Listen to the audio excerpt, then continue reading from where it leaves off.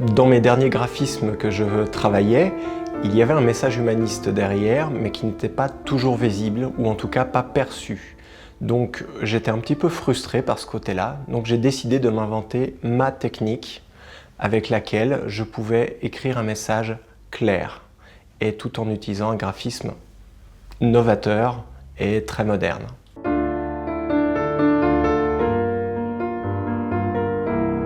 Les messages sont visibles si on a la technologie.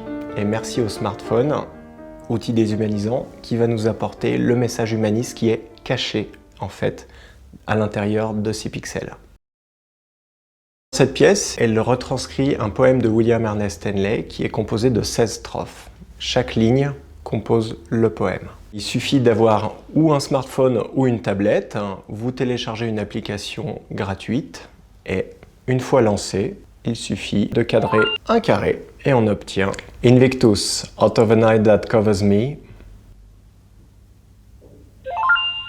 black as a pit from pole to pole, I thank whatever gods may be for my unconquerable soul. Je voulais faire un hommage à Nelson Mandela et c'était son poème favori, Invictus de William Ernest Henley.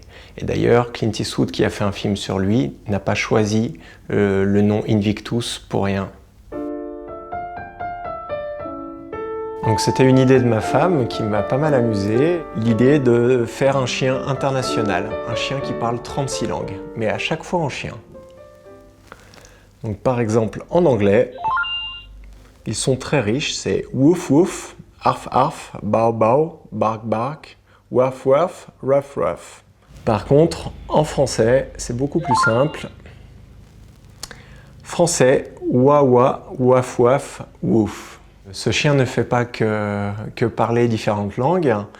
Il cache en son sein un petit copain d'une autre couleur. Voilà, histoire d'avoir les deux couleurs les plus courantes. Et une petite vidéo surprise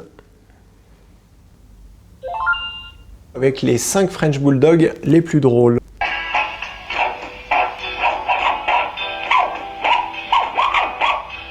En voilà un qui scratche avec son maître.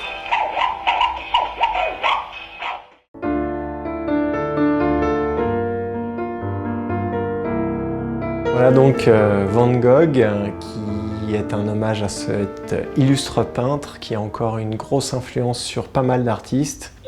Par exemple, voici la photo la plus connue de Van Gogh, une des très rares le concernant.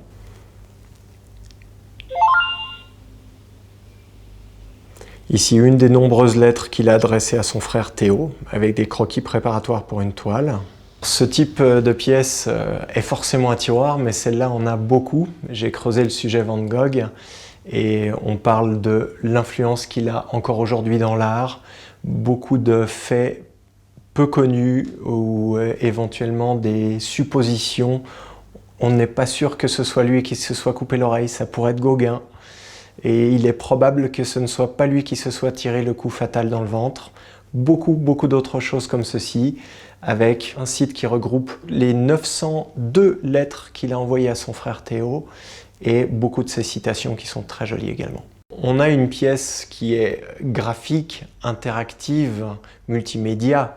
Il y a vraiment un jeu qui se monte, mais c'est une pièce qui, dans le temps, ne lasse pas. Parce qu'on oubliera toujours quelque chose et on aura toujours plaisir à aller la revisiter, surtout si c'est un sujet qui vous parle. Ce Van Gogh est la première pièce de la 3e génération et l'avantage, c'est qu'elle intègre un certificat d'authenticité digitale juste à côté de la signature.